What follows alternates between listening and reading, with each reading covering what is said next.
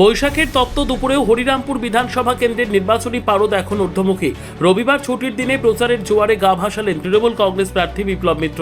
এদিন বেলা 12টা নাগাদ কয়েকশো সমর্থক এবং শতাধিক মোটরসাইকেলের বিশাল কনভয় নিয়ে বুনিয়াদপুর পৌরসভার বিভিন্ন পাড়ায় পৌঁছে যান তিনি। এদিন প্রচারের মূল আকর্ষণ ছিল বিপ্লব মিত্রের হুটখোলা গাড়িতে রোড শো।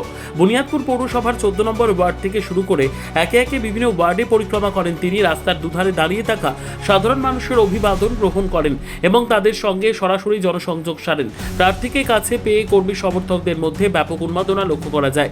মিছিল চলাকালীন রাস্তার মোড়ে মোড়ে ভিড় জমান আমজনতা। তৃণমূল শিবিরের পক্ষ থেকে দাবি করা হয়েছে, রবিবারের এই প্রচারের ঝড় হরিরামপুরে জয়ের পথ আরও প্রশস্ত করল। প্রার্থীর সঙ্গে থাকা শতাধিক মোটরসাইকেলের র্যালি এবং সমর্থকদের জয়ধ্বনি এলাকাকে কার্যত উৎসবের চেহারা দিয়েছিল।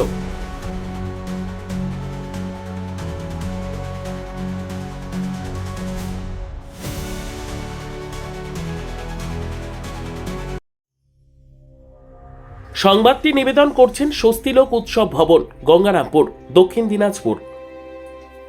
দেখতেই পাচ্ছ তুমি কিভাবে মানুষ তার বাড়ির থেকে বেরিয়ে এসে আমাদের হাতটা দাঁড়িয়ে সমর্থন দিচ্ছেন। কিভাবে আমরাও মানুষের কাছে আবেদন পাশাপাশি জানিয়ে যাচ্ছি, সবাই জোড়া ফুলে ভোট দিয়ে জয়যুক্ত করেন আমাকে এবং মমতা ব্যানার্জিকে।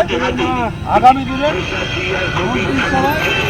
যাতে তিনি মুখ্যমন্ত্রী হিসাবে ক্ষমতায় আসেন চতুর্থবারের জন্য, তার জন্য মানুষের সমর্থন চাইছি।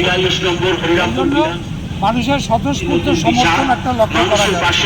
বাংলার সামগ্রিক উন্নয়ন, নিজের এলাকার সামগ্রিক উন্নয়ন এবং মানুষের সরকারি পরিষেবা মানুষের কাছে পৌঁছে দেওয়া, মূলত এই তিনটা পয়েন্টের উপরেই আমরা। কিন্তু এগুলো তো ওরা দিল্লিতেও বলেছিল, মহারাষ্ট্রেও বলেছিল, তারপরে হচ্ছে হরিয়ানাতে বলেছিল, কিন্তু যেই জায়গায় বলেছিল সেগুলো দেখা গেছে এখনো পর্যন্ত চালু করে। সুতরাং পশ্চিমবাংলাতেও চালু করবে না। মানুষকে বিভ্রান্ত করে ক্ষমতায় একবার কুক্ষিগত করার জন্য ওরা এটা মানুষকে ভুল বোঝাচ্ছে। সর্বোত্তম সুযোগ সুবিধা রয়েছে আতিথেয়তায়। সুপরিচিত স্বস্তিলোক উৎসব ভবন, অতিথিদের যে কোনো অনুষ্ঠানের জন্য উপযুক্ত ওয়ান স্টপ ডেস্টিনেশন। আমরা আপনার বিশেষ অনুষ্ঠানটিকে অবিস্মরণীয় করে তুলি। স্বস্তিলোক উৎসব ভবন, শিববাড়ি রোড, গঙ্গারামপুর, দক্ষিণ দিনাজপুর।